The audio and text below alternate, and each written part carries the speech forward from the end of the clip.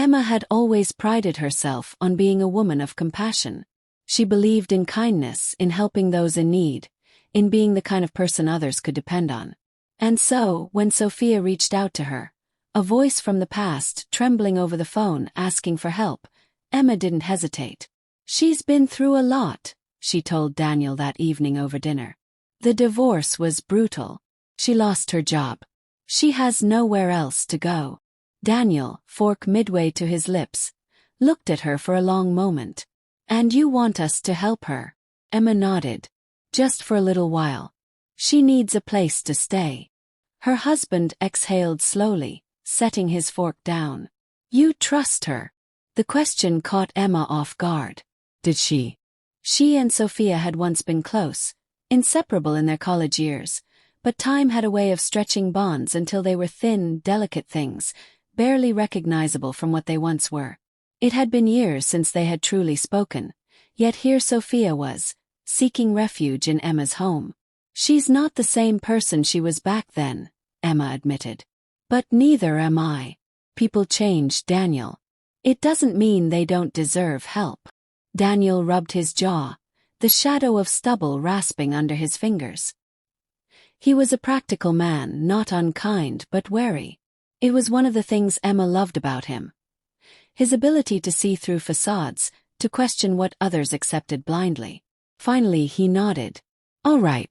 She can stay." Relief flooded Emma. She reached across the table, squeezing his hand. "Thank you." 2 days later Sophia arrived.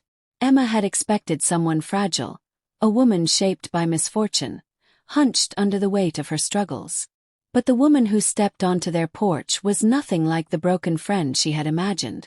Sophia was striking, not just in the way she carried herself with an effortless grace, but in the way she occupied space, as if the world bent slightly to accommodate her presence. She had always been beautiful, Emma remembered that, but there was something sharper about her now, something polished and refined. "Emma," Sophia said, smiling warmly. "It's been too long." They embraced, but the hug felt strange, more like a performance than a reunion. When Sophia pulled back, her eyes flicked past Emma's shoulder. "And this must be Daniel." Emma turned to see her husband standing in the doorway. He offered a polite smile, extending a hand. "Welcome, Sophia." She took it, her fingers lingering just a second too long. Emma noticed. That evening, as they sat in the living room, the conversation flowed easily. Sophia was a storyteller, always had been. She spoke of the places she had been, the things she had seen. Her voice weaving images so vivid Emma could almost see them. Daniel listened intently. His usual guarded nature softened by the ease of her words. Emma told herself it was nothing. Yet over the next few days subtle things began to shift. Daniel, who had always been predictable in his routines, started coming home later than usual. Not by hours, just minutes, but enough for Emma to notice. He asked about Sophia often, more than seemed necessary. And Sophia. She was always there. In the kitchen, in the living room, in the spaces that had once belonged only to Emma and Daniel. One evening, as Emma walked into the kitchen, she caught them in conversation. Sophia was laughing, her hand resting lightly on Daniel's arm. He was smiling in that way he used to smile at Emma when they first met, like she was the most interesting person in the room. The moment passed quickly, barely a heartbeat, but it lodged itself in Emma's mind like a thorn. That night, as she lay in bed beside her husband, she stared at the ceiling, listening to the quiet. She had invited Sophia in. She had asked Daniel to help. And now, she couldn't shake the feeling that she had set something in motion she could no longer control. Emma had always believed that doubt was like a whisper, soft at first, almost ignorable, until it grew into something relentless. A voice she couldn't silence. She had told herself it was nothing, that Sophia was just grateful, that Daniel was just being polite. But the mind had a way of noticing things, even when the heart tried to look away. It started with glances. She would catch them when they thought she wasn't watching. A brief exchange of looks across the room, a smile that lingered just a second too long. She told herself it was her imagination. But the mind was cruel. saw patterns where none existed, or worse, where they did. One evening, Emma stood by the doorway, unseen, as Daniel and Sophia sat at the dining table. Sophia's voice was light, teasing. "You were always the responsible one, weren't you?" she mused, swirling the wine in her glass. Daniel chuckled. "I suppose I had to be. Someone had to keep things in order." Sophia leaned in slightly. "And what about now? Are you still the responsible one?" Emma watched Daniel's reaction. A slight tilt of his head. The way his fingers tapped against the table, as if weighing his words. Sophia's question hung in the air like a challenge. Emma stepped forward, making her presence known. "Are you two having a good time?" Both heads turned toward her. Daniel straightened in his chair. "Just talking." Sophia smiled, unfazed. "Catching up on old times." Emma forced a smile, but something in her chest tightened. That night, as she lay in bed beside Daniel, she studied his face in the dim light. He was already asleep, his breathing steady. She wanted to shake him awake, to demand answers to questions she wasn't ready to ask. Instead, she closed her eyes and willed herself to sleep. But sleep did not come. The next morning, Emma went through the motions of her routine. Coffee, emails, tidying up the house. But she felt restless, her mind clouded with uncertainty. Sophia emerged from the guest room, stretching lazily. "Morning," she greeted, her voice smooth. Emma nodded. "Morning." She watched as Sophia moved effortlessly through the kitchen, pouring herself a cup of coffee, as if she had always belonged there. "Daniel left early?" Sophia asked casually, taking a sip. Emma's grip on the dish she was holding tightened. "Yes. He had some work to catch up on." Sophia smiled over the rim of her cup. "He's a hard worker." Emma turned away, pretending to focus on the dishes, but her pulse quickened. She had invited Sophia in. And now, she was beginning to regret it. That evening, Emma decided to push back against the growing unease gnawing at her. "Let's go out for dinner," she suggested when Daniel returned home.